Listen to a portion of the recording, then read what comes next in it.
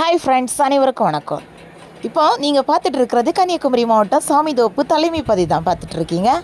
இப்போ ஒவ்வொரு கோயில்களையும் ஒவ்வொரு நேர்த்தி கடனை கடவுளுக்கு முன்பாக மக்கள் செலுத்தி வருகின்றார்கள், அப்படி தானே?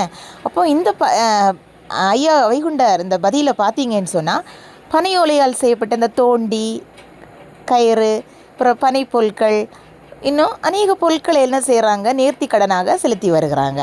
ஸோ இந்த பனை ஓலையால் செய்யப்பட்ட அந்த தோண்டி கயிறு பார்த்திங்கன்னு சொன்னால் இங்கே உள்ள கடைகள் எல்லாமே அதிகமாக விற்பனைக்கு வைக்கப்பட்டுள்ளதை நீங்கள் பார்க்க முடியுது.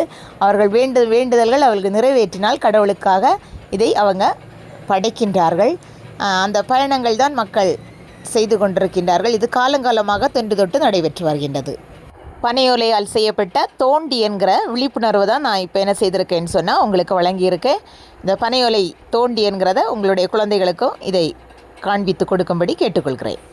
பனையோலையால் செய்யப்பட்ட தோண்டிகள் முந்தைய காலங்களில் பயன்படுத்தி வந்ததும் இப்போது நடைமுறையில் இருக்கின்றது என்பதையும் தெரியாதவர்கள் தெரிந்து கொள்ளும் விதமாக இந்த வீடியோவை பகிர்கிறேன்.